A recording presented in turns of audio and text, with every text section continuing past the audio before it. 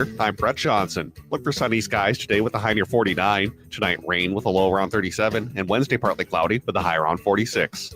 Unleash your cravings at Maverick's Real Roast Beef. Dive into a world of flavor with their signature Philly steak, tantalizing turkey bacon avocado, and an array of mouth-watering options like crispy chicken and fish. Pair it perfectly with freshly fried fries or golden onion rings. Unforgettable sandwiches. That's Maverick's Real Roast Beef in Roseville. Portions of the following program may be pre-recorded.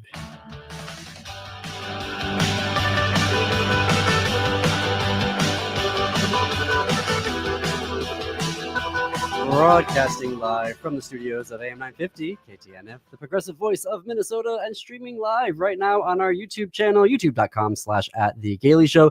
This is The Gailey Show. I am your host, John Parker. Joining me in studio today is our executive producer, Jim Pounds. Good afternoon, John Parker. And in the control room today is Patrick. Hey, Patrick. Hi, JP. Hi, Jim. Hi. So what is on the show today? It is election day in America, especially so. We have special elections in Connecticut, Maine, and California we'll be covering in the second half of the hour. Do you have a plan to help get out the vote in Wisconsin Supreme Court election? It's time to put one together. We will tell you how. But up first, Sam Oliker-Friedland returns to The Gailey Show. Sam is the executive director of the Institute for Responsive Government. The Institute for Responsive Government is a nonprofit, nonpartisan nonprofit, very important, dedicated to ensuring state and federal governments work effectively for the very people they serve. The IRG provides data, research, and expertise to elected officials in order to find practical policy solutions that make government systems more efficient, accessible, and responsive. Voting, for longtime listeners know, is an ongoing coverage area for us because we like democracy here on The Gailey Show, and IRG just released their election policy progress reports. They evaluated all 50 states and Washington, D.C. in 2024. Sam, welcome back to The Gailey Show. Thank you so much for having me again. And okay, so I was that nerd in college, and I'm having test anxiety. So how did Minnesota do? Did we pass? Congratulations. Minnesota got an A+ this year, actually for the second year in a row in our election policy progress reports. It was one of only 3 states this year to get an A+, along with Colorado and Michigan. So congratulations. You not only passed, you aced the test. We're valedictorians? You're valedictorians. Yep. And yep. He was born in Michigan, so I guess he won twice. I'm doubly A+. That is literally my blood type. But my my A+ obsession, besides that, how did Minnesota earn its exemplary grade last year? Yep. It's a great question because it's about it, like we say these are the election policy progress reports, but they're actually about more than policy. They're about implementation, funding, and sort of everything that goes into government delivering services in ways that work. So, for example, Minnesota passed a statewide Voting Rights Act, the Minnesota Voting Rights Act this year. It was a fantastic bill that ensures civil rights protections across the state. But one really unique element of Minnesota's Voting Rights Act is that it was paired with funding for election administration that's going to help implement that Voting Rights Act in ways that are going to actually reach people. This is something that Minnesota has typically been good at, making big, important policy changes, but recognizing that it's those county auditors and the Secretary of State who have to implement the changes and making sure that they have what they need. The other big factor in Minnesota's A+ this year was actually implementation of some bills that were passed previously. So Minnesota finally implemented secure AVR, secure automatic voter registration this year. It launched last April, and over the remainder of 2024 registered 63,000 new voters. Minnesota also implemented pre-registration. This is when we take folks who are maybe 16 or 17 years old and allow them to sort of get on the rolls early so that their registration becomes active as soon as they turn 18. Minnesota implemented that policy last year, and the system pre-registered more than 25,000 16 and 17-year-olds. I talk a lot about the implementation here because it doesn't actually matter if you pass a bill if it doesn't do anything, as long as you're actually where the rubber meets the road, where we really get to that A+ grade, is when policies are passed and then implemented in an excellent fashion by state officials, leading to more voting opportunities for Minnesotans. Also, I want to ask a question now that'll take us in a depressing direction. How did Wisconsin do? Wisconsin did not do quite as well as Minnesota. And might have mentioned on the last time I was here, I'm actually from Wisconsin. I know you are. This is a little bit of a tragedy. We're sandwiched between our A pluses in Minnesota and Michigan, and Wisconsin was a C, which is actually a relatively good grade compared to what Wisconsin has gotten in previous years. The legislature in Wisconsin is neither particularly interested in passing good policies around voting or supporting the almost 2,000 municipal clerks in Wisconsin that administer our elections. And so that's what we'd want to be seeing from my home state to get that grade a little bit up. You have to do something. You have to either be passing good policy, implementing it well, or supporting your local election officials. Right. Wisconsin wasn't really doing much of that at all. Does a state get marked for having a vote? I call them a phony voter ID law. Does that affect your grade or not really? It's interesting. So one of the things that we do a little bit differently is these are really intended to be progress reports, not sort of, there's a lot of really fantastic resources out there that we link on our reports that do a good job of just saying like, hey, here are the states that do a good job of making voting easy versus doing a good job of making voting hard. We really want to sort of push folks towards constant progress, making sure that until we reach somewhere close to 100% turnout, we're not done improving our democracy. And so because Wisconsin has had that same voter ID law for a while, that's actually not going to be reflected in the progress reports. We do sort of grade on a curve. And so states that have traditionally made it harder to vote have done some good things to make it comparatively easier. So South Carolina got a relatively good grade despite having some fairly restrictive policies because they really made some strides in sort of moving that up. And we want to make sure to recognize legislators who do really well in a tough political environment. So did anyone fail? We have not generally given Fs, although we actually did give one F this year. Oh, North Carolina. So North Carolina is going to be repeating the class next year. This is primarily because of a sort of a bill that was both bad for voters and just a really sort of sloppy bill where they sort of rammed some anti-voter policy into hurricane relief at the end of last year. It basically was a power grab that significantly restructures the way they do election administration in a way that's just going to simply lead to chaos, regardless of what you think about sort of election policy. And so we really thought that was it was a sloppy bill that's going to be bad for voters, bad for election administrators of both parties in North Carolina. So see the teacher. Yeah. So to walk us through, I'm obsessed about Minnesota, so let's talk about Minnesota again. Walk us through things that Minnesota was doing in its A+ work that other states should take into their own progress reports moving forward. And maybe we can throw in Colorado and Michigan too, things they're doing. Absolutely. Well, let me talk about both this automatic voter registration piece and the pre-registration piece. I know those are sort of like big wonky words to describe policies, but they're a great example of how when we do a lot of really good work, it can really be more than the sum of its parts. So automatic voter registration is fantastic. For those of listeners who didn't tune in last time I was on, this is a policy where you go into the Department of Motor Vehicles, and as long as you're already there providing all this information that tells the state you're eligible to vote, the state just automatically registers you and then provides that opportunity to opt out. Because that's happening at DPS offices in Minnesota, and people are often going into those offices when they're 16 or 17 years old to get their first license, it's actually really important that we pass and implement a pre-registration policy to maximize the impact of the automatic voter registration policy. So these aren't just sort of like, this isn't a rubric where we say automatic voter registration check, pre-registration check. It's that you're not just sort of getting a point for each policy. This really is a sort of dynamic process where the more you do, the more each policy sort of maximizes the impact of the other policies that you're passing. And of course, that depends on folks like the Secretary of State, DPS, and the county auditors to implement that well so that you're actually seeing a lot of voters on the rolls. And those sort of stunning numbers that Minnesota saw, the 63,000, the 25,000, those are really fantastic numbers for a state with pretty high participation already. I'm happy, if we want to talk about some other states, I'm happy to talk about, there are some surprises in there, including some states that are traditionally good for participation that didn't quite get as good a grade as Minnesota did. Yes, I want to hear that. Yeah, who's on the naughty list? So my favorite example of this is California, actually, that I think everyone sees Oh, as really? aggressive Mine- bastion. California was a C+ state, barely did better than Wisconsin did this year. And again, that's, like I said, we grade on a curve. California should absolutely be a leader up there with Minnesota in passing pro-voter policy. The legislature actually passed a secure automatic voter registration bill last year, and the governor vetoed the bill. And our estimates are this leaves 4.6 million unregistered eligible voters off the rolls in California.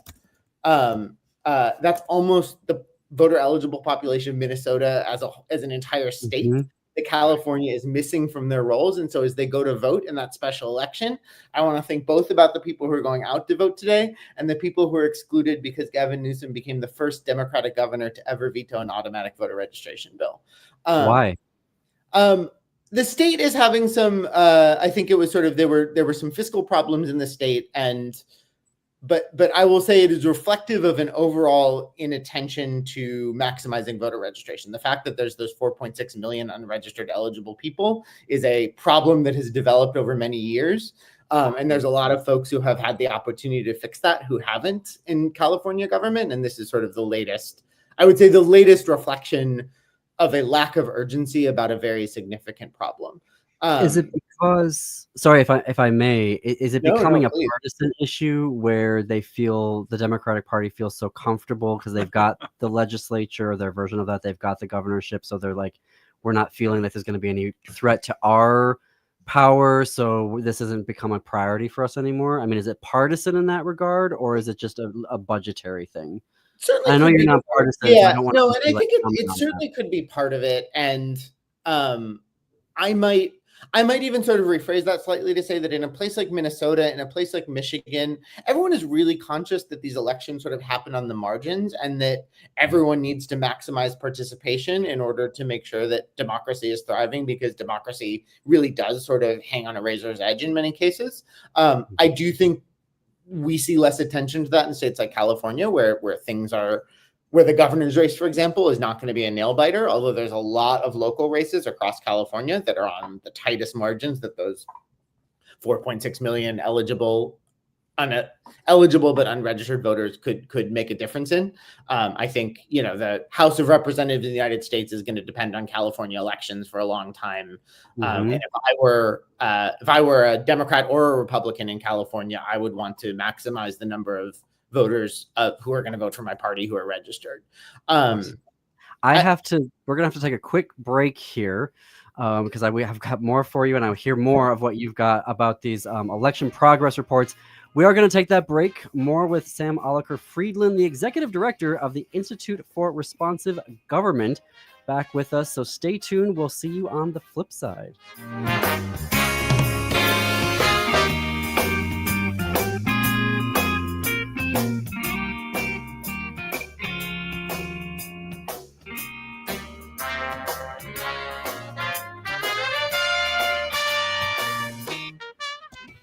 Think your company's safe? Your staff is working from home, right?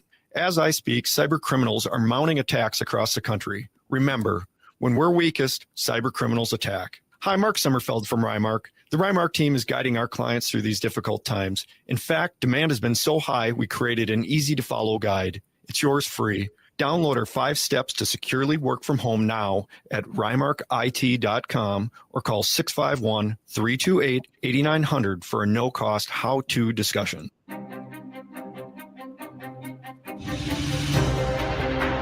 Did you know Ghostbox Radio with Greg Bakken airs 5 nights a week at 10 p.m.?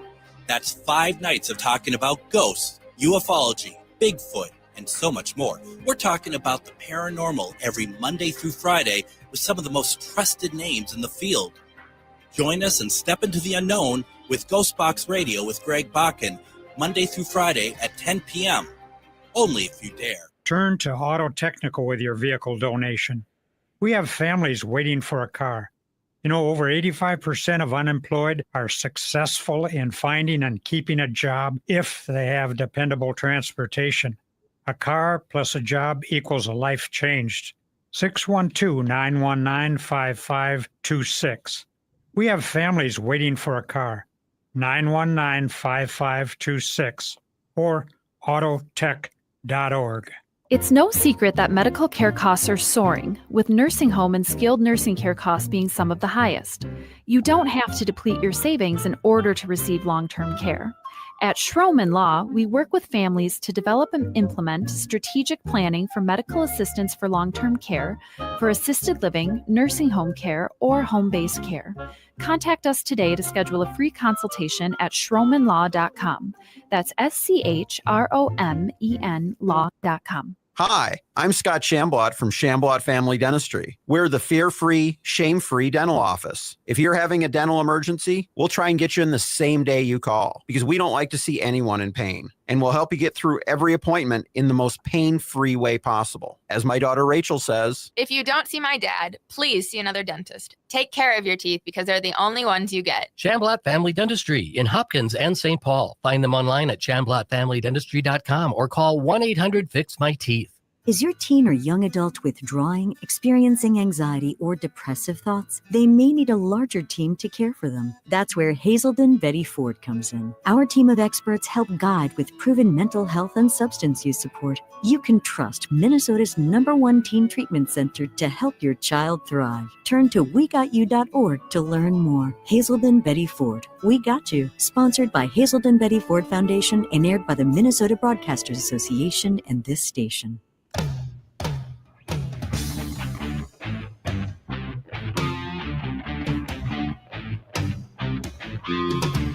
Welcome back to the Gailey Show. I'm your host, John Parker. It is 21 minutes past the hour.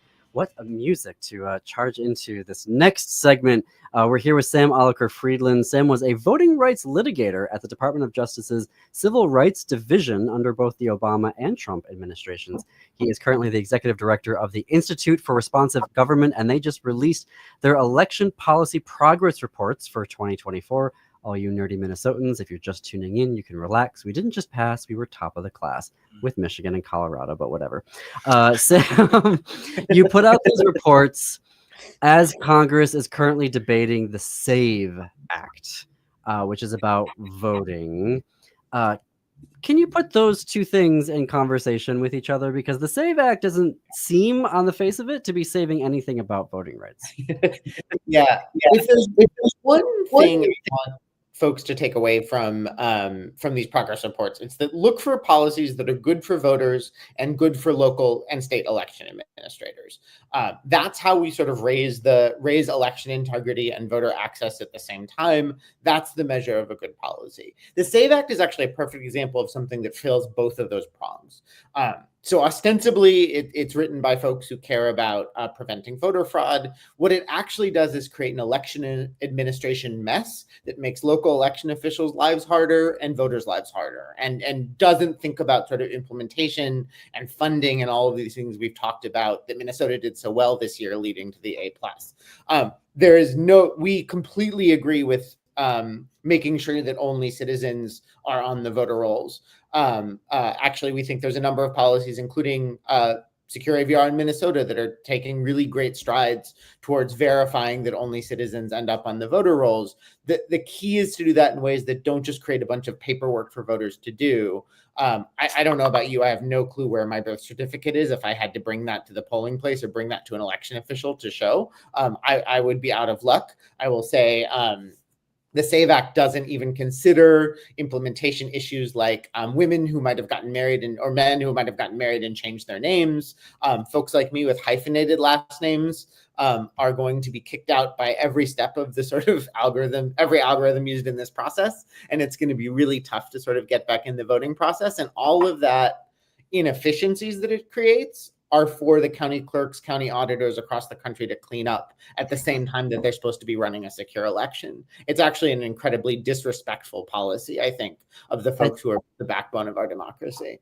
And for folks who are like, why are they talking about last names and birth certificates? The SAVE Act is proposing that the only way that you could be registered to vote is if your current legal ID matches your name on your birth certificate, which is hogwash. I think the FCC will let me say that, and not what I want to say, because when you change your name, if you get married, for one example, you don't go back and get your birth certificate changed. And also, if you move, you have to also go find your birth certificate. If you're from, California and you were originally from Idaho, like you now got to go back to Idaho to get your birth certificate. So it does seem like it's just going to create, is chaos the right word? Yeah, absolutely. And another great example of this is just very few statewide voter registration databases have the capacity to hold PDFs or scans of birth certificates or proof of citizenship documents. Remember when I said the Minnesota Voting Rights Act was fantastic because it included funding to implement it? That's a great example of paying attention to what election officials need to accomplish what you as a legislator want them to accomplish. This is a great example of paying no attention to what implementers need to accomplish what you as a legislator want them to accomplish. It's part of a general history of Congress generally not respecting local and state election administration enough to ask their opinion before introducing and passing policy. And so it's not particularly surprising to me. I think one of the things I would direct folks to is in our election progress reports, there are blue states and red states that have gotten good grades. There are bipartisan policies across the country called out here of Democrats and Republicans who are working together to help voters and help election administrators and improve the integrity of our process. And I think Congress could learn something from those Democrat and Republican actors in state legislatures across the country. My contention oftentimes is when people do, this was happening a lot in Wisconsin. You mentioned the legislature. They would implement policies or propose laws that seemed to imply that there was something the matter, and that was really the point of it. It wasn't to accomplish anything or change anything or clarify anything or grease the wheels about anything. It was simply to imply there's a problem here. You should all mistrust this, and we're going to fix it without actually fixing anything. And it seems completely disingenuous. As soon as you look underneath the hood, there's no engine in the car. Yep, I think that's exactly right. And in my experience, there's a pretty tight correlation between exactly what you're saying, sort of trying to imply that there's a problem where there isn't one, and the actual mechanisms of the bill making no sense and would lead to chaos if passed and implemented. Right. When legislators actually see a real problem and are ready to solve a real problem, like take a look at Arizona in our progress reports, who Republicans and Democrats came together to fix a number of deadlines that had basically been broken by federal law, and they came together at the last minute and they got that fixed in order to certify the election together. Like when there's a real problem, you can see the mechanisms in the bill. This isn't rocket science. You should be able to read the bill and see how this bill fixes a real problem. Right. The SAVE Act doesn't do that. So do you take these reports and interact with federal legislators, or do you work with like secretaries of state on this? Like, who do you share these with and are in conversation with about that sentence? We share these with everyone. I think one of the primary reasons we share this with Congress is to show all of this good work that's getting done in Republican and Democratic states and saying, okay, now they need money to help implement these things. The states that are passing good election security policies need money from Congress to improve election security. The states that are improving access need money from Congress to improve voter access. And so a lot of what we do in Congress is showing them this good work and saying, now you need to chip in because they're paying for your elections too. In states, we are sort of going around and, we're in California right now, we're saying, hey, you could be a little bit better. In places like Wisconsin, we're saying, look what South Carolina did. This is not just Democrats passing bills that Democrats like. This is Republicans and Democrats coming together in unlikely places to pass really good policy. And a lot of it's about showing people that it can be done. So once you show a state that there's a similar state that's done something that's a good idea, it's a lot easier to sort of get that passed in those states. And so a lot of this, it's fun to talk about the Fs, obviously, but I think my favorite part of this is showing the unexpectedly good grades to other states that could get that unexpectedly good grade next year. Well, it is a very bipartisan, dare I say, nonpartisan issue that there are solutions there, and they can be, and everybody is doing.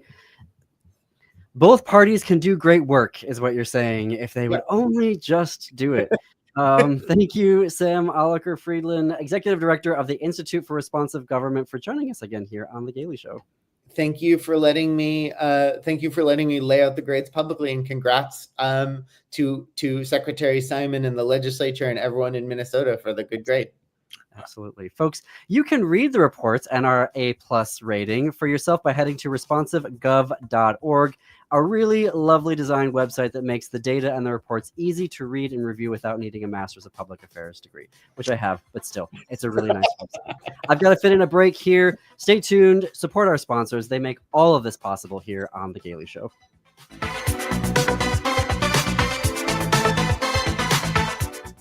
Mornings can be tough. Unless, of course, you're listening to The Stephanie Miller Show every weekday morning from 8 to 11 on AM 950, the progressive voice of Minnesota. At Queermunity, savor our seasonal menus from our chef, June Day, a James Beard Awards semifinalist. We feature locally sourced foods grown and produced by queer and BIPOC farmers. A full-service cafe offering your favorite cold brew coffees, hot teas, cider spritzes, and our very own house-made chai lattes. Start your day with our smoked bacon and egg breakfast sandwiches served on a biscuit with chipotle mayo and cheddar cheese. Vegan? Try our vegan sausage, egg, and cheese. For lunch, pair our seasonal salads and soups with a caprese panini served on Rose Street baguettes. Try one of our chickpea salad sandwiches, or enjoy the comfort of our grilled cheese with mouth-watering provolone, cheddar, and Gruyere melting on Rose Street breads. We serve sweet and savory pastries, and check out our new bar menu featuring local beer, wine, and custom double hard seltzers. Mention AM 950 at the cafe register for a free beverage with entree purchase. The Queermunity Cafe is open 7 days a week, 8 a.m. to 8 p.m. More info at queermunitymn.com. I'm Dr. Stefano Sinacropi, an orthopedic spine surgeon and wellness evangelist, hosting the brand new Recharging the Human Battery show on AM 950 radio. My co-host Mandy Dickey and I will delve into various health topics, ranging from medicine to nutrition to exercise, emerging technologies, and yes, some way out there stuff. Will provide a balanced view of today's landscape, helping listeners navigate its complexities and hoping to change the way you think about your health. Recharging the Human Battery airs Saturdays at 11 a.m. Hey, it's Patrick. February is the month for love, so when was the last time you gave your carpet the love and attention it deserves? Have you gotten down on your hands and knees and adored how clean and refreshed it was, or are you scared of what you might see or smell? Not only is your carpet one of the biggest investments in your home, but it's also the biggest air filter in your home. If your carpet hasn't been professionally cleaned, you are breathing unhealthy levels of nasty dirt, dander, bacteria, and germs that keep recirculating again and again and again. If you've put off having your carpets cleaned after the holidays, Zero Res has the deal for you right now. 3 rooms starting at just $109. This flash sale will only last a limited time. That's 3 rooms starting at $109 right now. One more time, that's 3 rooms starting at $109, but you need to call now because this deal won't last long. Call Zero Res right now, 952-ZERO-RES, or go online to ZeroResMinnesota.com and say you want the AM 950 special. Back order forward, it smells the same. Zero Res. With your AM 950 weather, I'm Brett Johnson. Look for sunny skies today with a high near 49. Tonight, rain with a low around 37. And Wednesday, partly cloudy with a high around 46.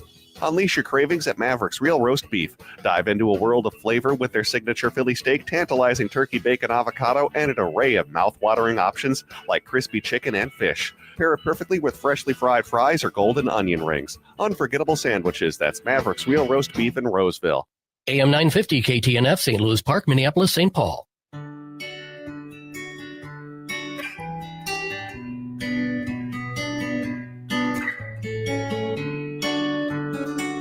Coming to you live from the studios of AM 950 KTNF, the progressive voice of Minnesota, and streaming live right now on our YouTube channel, youtube.com/@thegailey show. Welcome back to The Gailey Show. I'm your host, John Parker. With me in the studio, executive producer Jim Pounds. Hey. Our call-in number, 952-946-6205, 952-946-6205. Do you want to talk about Minnesota's A+ election progress report? We were just talking to Sam Oliker-Friedland from the Institute for Responsive Government. We got that passing, amazing, top-of-the-class grade. If you want to talk about that, you can call in. We're going to talk about some special elections here. First, though, I don't know if this is breaking news, but the AP is reporting earlier today that scientists have finally given the all-clear to Earth from a newly discovered asteroid. So after 2 months of observation, scientists have almost fully ruled out any threat from the asteroid labeled 2024 YR4. NASA and the European Space Agency said that at some point, the odds of that asteroid striking the Earth in 2032 were as high as 3%. But now it's down to 0.001%. And I can't tell if I'm happy or not that asteroid 2024 YR4 isn't going to strike the Earth. Apparently, there is still a minuscule chance that it could hit the moon. That's apparently 1.7% chance, but they are expecting that that will also fade the closer we get to 2032. So for those of you who are keeping tabs on that story, the all clear. All right, so this is usually the time of year as a gay wannabe Politico where I start to watch, all right, special elections. Let's see how the country is feeling, because sometimes these can be bellwethers. Not bellwether, I think that's the wrong word. But they can be indicative of, better than polling about how the country is feeling about what's happening in Washington, D.C. Earlier this year in Iowa, there was a special election for a Senate seat when the senator Republican was bumped up to be the lieutenant governor in Iowa. And so they had an election. Now, this is an election where the person who was resigning, the incumbent, won this past November, won with 60% of the vote. 61, I think. I have 60, but we Okay. can fact check that. But in the election in Senate District 35 in January, Democrat Mike Zimmer defeated Republican Kate Whittington 52 to 48. Very interesting. So today it is election day, special election day in America. We're watching in Connecticut, District 21. It is a district that stretches northward from Long Island Sound to Bridgeport and Milford. It is in their Senate, and Republican Kevin Kelly resigned in early January. He won unopposed in 2024 wait a minute, this doesn't make any sense. How can you run unopposed and win 57 to 43? Oh, no, I'm sorry. Read the full sentence, John. He ran unopposed in 2024. In 2022, he won 57 to 43. This special election today is not unopposed. So it is contested. There are two candidates, Jason Perillo for the Republicans and Anthony Afriye as running as the Democratic candidate. It is interesting because according to State Navigate, their calculations, Trump won by 316 votes in this district. So we are watching that one. There is a state house district also in Connecticut, District 40, which a Democrat resigned from and won in 2024, 66 to 34. So we could see, is there something else happening in the other direction there? So State House District 40 and State Senate District 21, we'll be watching those. In Maine, there is State House District 24 in the Bangor area, vacated when a Democrat, Joseph Perry, was appointed state treasurer. Joseph Perry was elected in 2024 by a 65 to 35 margin. So it'll be interesting to see what happens there. Here's the numbers that I think are important when you look at what we're leading to is Florida, the two House seats in Florida, which are up on April 1st. Those two seats, or even winning one of them, would fundamentally change and limit Republican power and empower the Democrats, certainly. And the margin there is about 17 points. In other words, the last time there was an election, the Republican won in each of those districts by about 17 points. So when you see a swing of 12 or 13, and I'm hoping today to see some in the 14 range or higher, now you're getting to within a feasible range of where you could change the outcome of one of these two Florida seats. And I believe if we win one of those, New York will all of a sudden get up on its horse and get that special election going. They're holding back on it right now. And we have a chance of gaining two of the three outstanding seats in the House, which would still put us 1 seat below. But we're now starting to get into interesting territory. So when you hear these percentages, what really matters to me is what did the Republican get last time and what did the Republican get this time? To me, that's an indication of loss of enthusiasm, which I think we're going to start seeing a lot of. Well, and in California, so to kind of, yes, I want to get there. So there's a state Senate District 36 in California. Also, a Republican, Jane Wen, who resigned in December after being elected to the Orange County Board of Supervisors, was in her first term and won it in 2022, 57-43.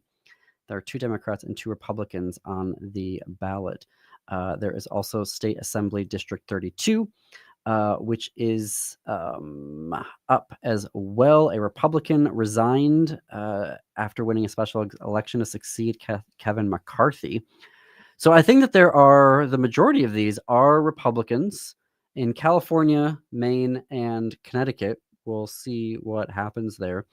As a queer, and people will be like, why is the Gailey Show covering all of these special elections? And for me, as a queer person, watching all hell break loose and what we're being forced to endure and deal with as queer people, it's one thing to see these videos on Blue Sky of these Republican town halls where everyone is screaming and shouting at the representatives. And there was one guy today, I saw an article that was like, you need to have faith. God has a plan for all of this. And and everybody's screaming and jeering at him. And, the people who are standing up are, getting and fighting or shouting back are getting, standing ovations. But I want to see it reflected in some votes here. So that's where, as a queer person who we've seen a month of this now, 1 month and 5 days, I am very curious to see how this might play out. Now, obviously, there may be local issues. There could be a candidate that's just beloved and doesn't matter what's happening in Washington, D.C. There could be a very specific issue like potholes that is not being reflected. So it's like, how many of the tea leaves can you read into here? I agree with you, though. Can it help with understanding what might be happening in Florida? I tend to be one of those lefties who write off Florida at this point, or putting much hope in it. Like I write it off in terms of having hope in it. Like, yes, invest in Florida. Yes, like build the infrastructure in Florida, but I don't also put a lot of.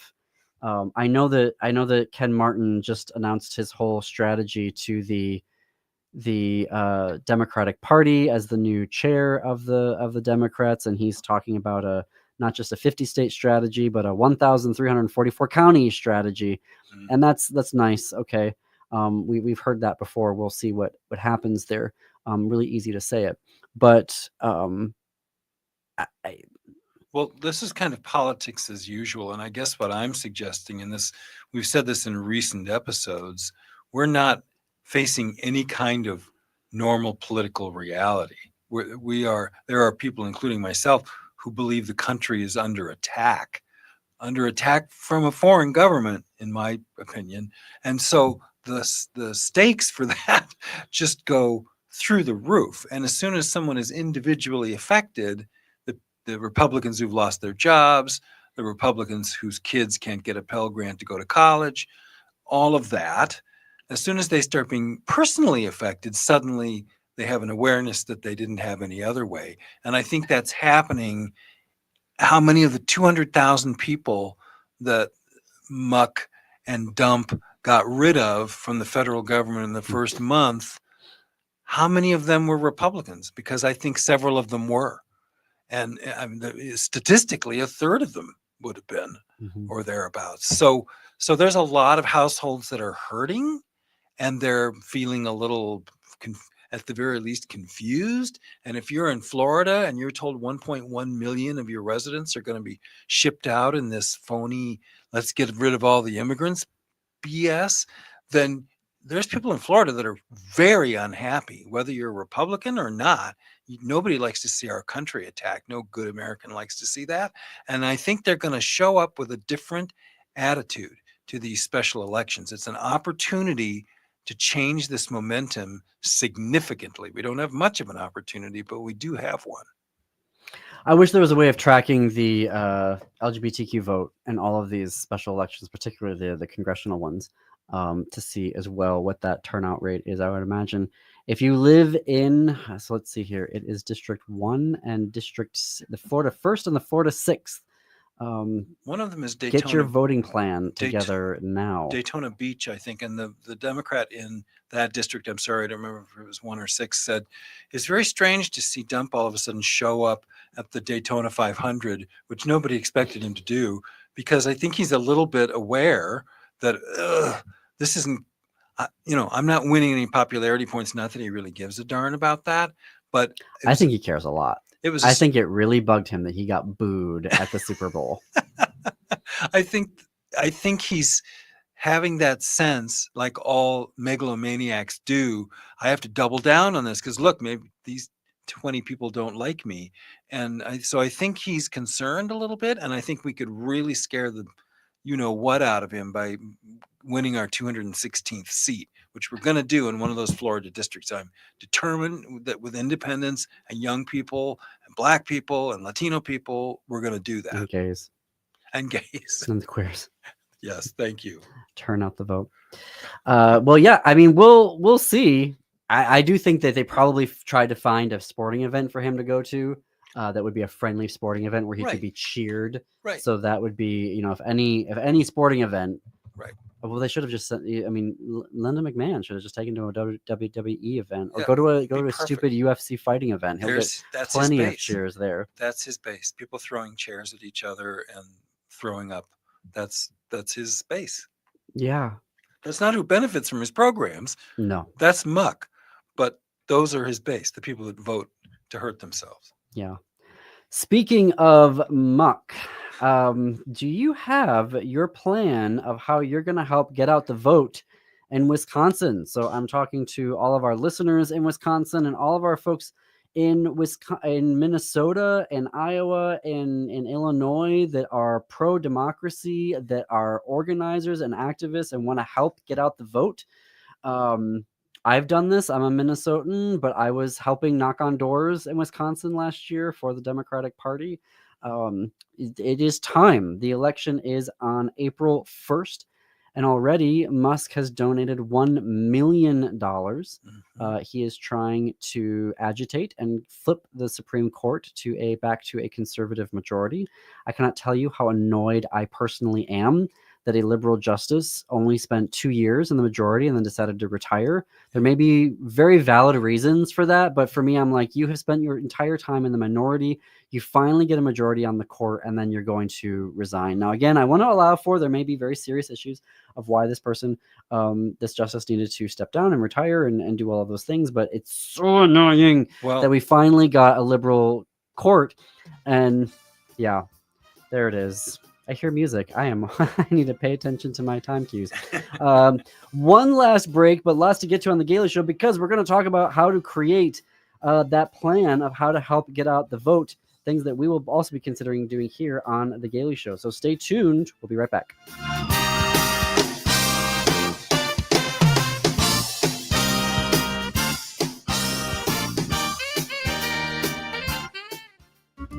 Hi, it's Penny from Nightingale, your gathering spot near 26th and Lindale in South Minneapolis since 2012.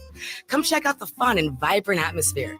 Besides our traditional favorites like the Nightingale burger and fries, did you know we also have delicious vegetarian and vegan options? Plus, we have one of the best gluten-free menus in town. And for drinks, our bar staff is always creating fun new cocktails along with a thoughtfully curated wine and beer list. Join us at Nightingale where good times and great flavors come together. Queermunity, the new LGBTQ cafe, social club, and resource center is now open in the heart of uptown Minneapolis. Dine in at our full-service cafe, rent a co-working desk or one of our spacious offices. Did I mention our program and social events calendar is stacked? None of this is possible without our members. Our basic membership plan earns you up to $120 annually that you can redeem in the cafe or on parking. Plus, enjoy a 10% discount at the cafe or on space rentals. Also, our community partners provide our members with exclusive discounts, and the savings only go up from there with our higher membership plans. We've never had an LGBTQ resource center that offers a dedicated space where queer folks can go to whenever they need to feel safe, seen, and loved.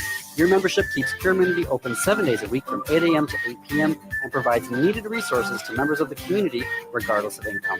The Queermunity needs you. Become a member today at queermunitymn.com. Mention AM950 at the cafe register for a free beverage with entree purchase.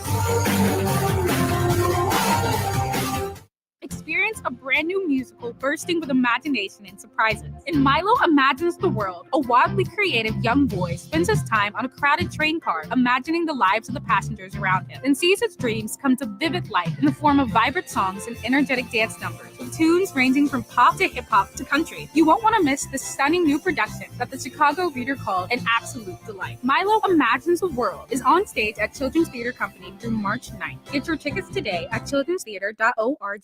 You may not think of it, but winter is a great time to take care of those exterior home projects. This is Chad, owner of AM 950 for Snap Construction. Most people wait until the warmer months for their exterior home projects, but labor costs are actually lowest in the winter. And that's true for the contractor I trust, Snap Construction. Arguably the most well-reviewed exterior contractor and insulation contractor in the metro. Are you noticing ice dams on your house? Or is your furnace constantly running and you're still not comfortable? In addition to your exterior home projects, winter is also a great time to get your insulation checked with a free energy audit from Snap Construction. The average cost to upgrade your insulation is oftentimes less than a new furnace. Plus, there are rebates available from your energy provider when you upgrade your insulation. As always, Snap Construction stands by their work with a lifetime craftsmanship warranty. So don't wait for prices to rise in the warmer months. Get a free estimate now by calling 612-333-SNAP, 612-333-SNAP, or go to snapconstruction.com.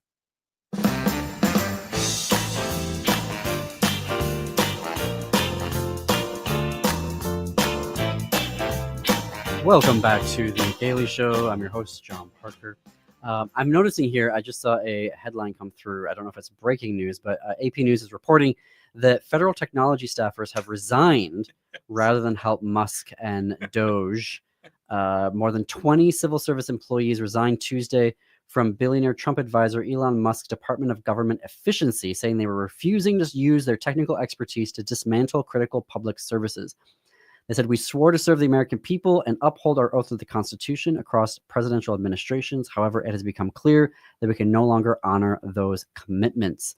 The mass resignation of engineers, data scientists, designers, and product managers is a temporary setback for Musk and the Republican president's tech-driven purge of the federal workforce. Very interesting stuff happening there. That's how you gum up the system. But we're going to be talking about the Wisconsin Supreme Court race all the way up through Election Day on April 1st. For queer people in particular, create your voting plan. If you want to, what happens in Wisconsin also spills over into what happens in Minnesota. We are neighbors for a reason. And the neighborly, not for a reason, we're neighbors for a reason because we're literally next door to each other. That's the way the borders were crossed, designed. But what happens there impacts us, and likewise. So we need to find ways of helping get out the vote for folks who live in Wisconsin. If you go to swingleft.org, I believe, swingleft.org, there are 4 things that you can do right now. You can join a phone bank to start calling voters in Wisconsin. You can sign up to start knocking on doors in Wisconsin. You can donate to support Judge Crawford and the Democratic Party. This is fundraising specific to Judge Crawford's campaign. I want to be mindful that the justices who are running cannot directly ask for money, but they do have fundraising, obviously, outlets. This is going to be a very, very costly race. So even micro donations of $5, $10, and $15, I imagine, are going to be huge in this race, and having that grassroots support. 4 years ago, the election for Judge Protasiewicz, that was the most expensive, not just in Wisconsin history, the most expensive Supreme Court race, but I think that was for the entire country. as well, and they are expecting to dump a lot of money. If you are a person who cares about the economy, if you're one of those Biden voters who didn't vote for Biden in 2024, but you voted for him in 2020, but you couldn't vote for Kamala Harris, and you care about the economy, you need to be voting for Judge Crawford. This is if you're a queer person and you haven't created a voting plan yet, you need to vote for Judge Crawford, because any hope right now of turning Wisconsin around relies on keeping a liberal majority on the Supreme Court. Well, and the person running on the other side, this is a terrible human being, Brad Schimmel, who was Walker's attorney general. I mean, this is a vile person from a vile administration. Really, when Wisconsin hit its rock bottom, and he's behaving deplorably in this thing, and he's already flooding rural areas with postcards for the great unwashed that are vilifying Susan Crawford, who is impeccable. So you'll and get the reason a lot. why Jim is bringing this up, because your residence is in Northwest Wisconsin, Yes. and they do the Republicans do a very effective job of flooding mailboxes every day with postcards and the like, saying how terrible the Democratic candidates are, or the liberal justices for courts are, and you'll see 10-1. And yes, and it was a successful strategy for Dump too. I mean, he did this. He used the mail in rural areas to, people still care about getting their mail. I'll speak for myself, in rural areas, and so they flooded. I was talking to a friend from the U.S. Post Office in D.C. actually, and he used the mail inordinately compared to Kamala Harris, who did a lot of things online, maybe, and a lot of digital stuff, but it's those unwashed high school graduates, poor whites who live in rural areas and with their economies struggling to survive. That tactic works for them. So it's really important to counter that. And there's a organization called Vote Forward, which I've worked with, and John has too, which just today released their Wisconsin Supreme Court 2025 letter writing campaign. So this is a thing where you go and you quote unquote adopt. I know we've talked about it before. You adopt 5 or 10 or 20 Wisconsinites who are occasional voters. They tend to be a little more democratic in their voting pattern, but they don't tend to vote all the time. So it's getting that infrequent voter to vote, and the message you send them just says, you got to vote.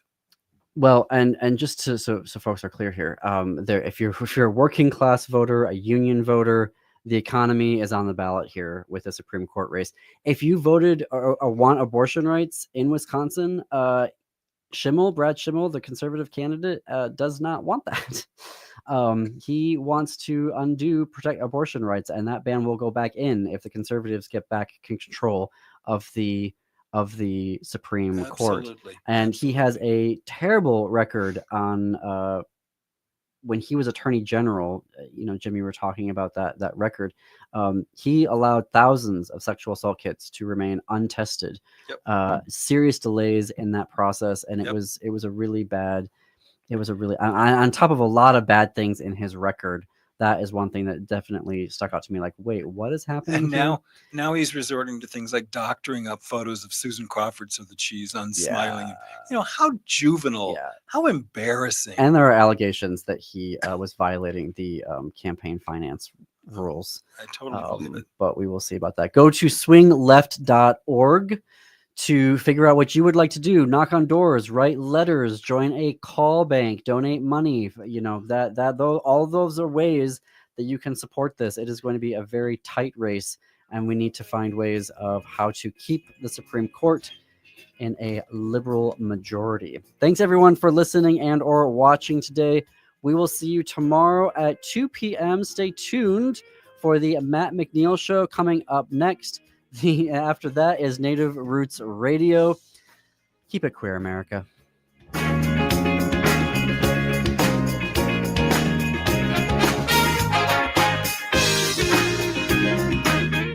The Minneapolis Institute of Art will be presenting